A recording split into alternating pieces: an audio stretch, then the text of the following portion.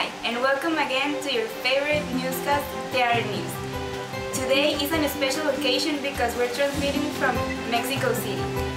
This is a celebration because of the Bicentenario of Mexico. Welcome and enjoy. First, we're going to talk about the religious conflict between the US and India. Today, our reporters Angel and Cynthia weren't able to join us because they are searching for more information in the UK. Today we're going to talk about an interesting situation that has been going on in India for the past days.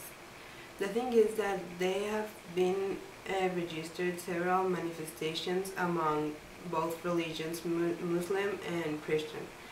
In the United States they have been registered several Quran burning, and in India they have been an attack to a Christian school. But now Andrea is going to talk us more about the topic. Hello people, well, the thing that has been going on in India, as Abigail mentioned, is that several rebellious groups have been attacking the city and burning schools, and people has been killed because the police is taking actions. We can resume this situation basically as a religious war, right? Yes.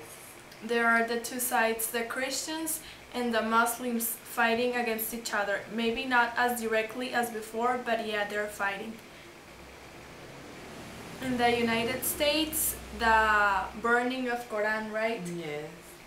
And this has been going, mostly I think that it's been going on because of the lack of tolerance between both cultures, and how us as humans, we are not used to accept what is different to us. And for instance, the Quran is a religion that Muslims had, well, they have since they are a child, and they defended really bravely, and as well as Christians. So I understand both parts why they are responding the ways they have been. Yes, obviously you're gonna defend your religion because it's the way you have been raised. And the Quran has been burned because with the excuse that it is causing terrorism around the world. And after 9/11, people have blamed the Quran for all the attacks, but the Quran itself, it's not the real reason, right? No, I think that it's more the way they are interpreting it, and it might be like the excuse people is finding for all the terrorism that it has been going on lately. Okay, thank you very much. Also, one of the more alarming facts of this situation is that as police have been having interventions in these fights, there have been several murders, or well, people that have been killed by police in trying to get settled all these problems. Yeah, what happened in India is really sad because innocent people, children, teenagers, were shot by the Indian policemen because they were trying to control the rebellious groups.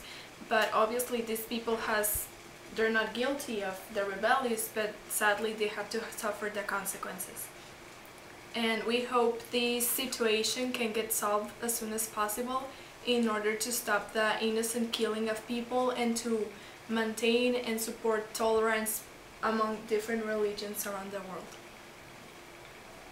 Thank you very much for your attention. That was all.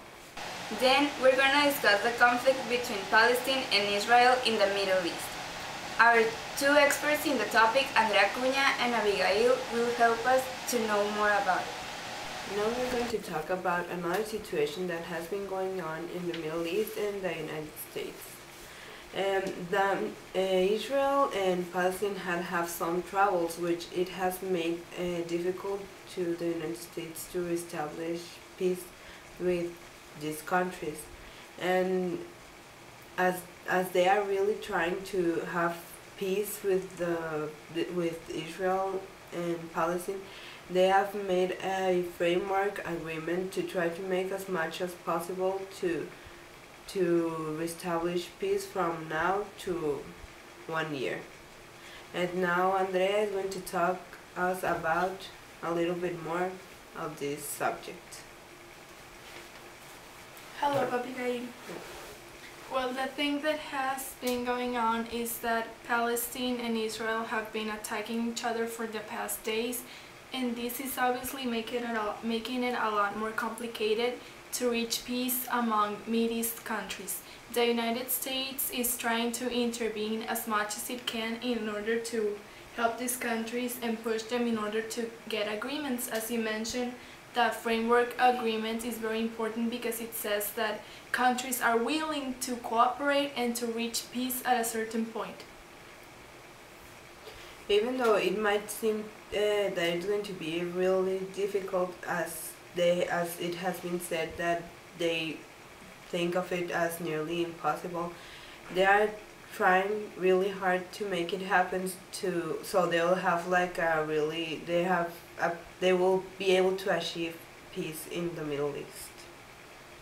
Yeah, and Hillary Clinton, the Secretary of State, and President Barack Obama are doing a great effort in order to support this region and to call the countries to talk to each other and to solve their differences.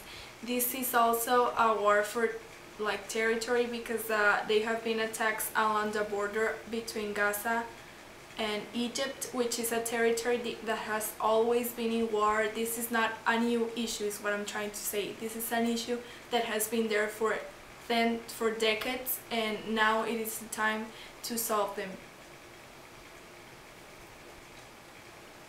Do you think this will be able to do that? Peace will be achieved? I think that peace it'll be achieved till a certain point. I don't think that it'll be completely like in peace, but it'll take a while for things to settle down a little bit. Yes, as you said, I think that absolute peace in that region is nearly impossible because of all the difference, all the historical resentments that people have over there. But certainly the situation has a lot improvement to do. And I agree with you. Let's hope this peace and all these talk peace, all these actions that are being done actually lead to peace, because it's something really needed over there in that region. Thank you very much. Thanks for watching TR News. See you next time.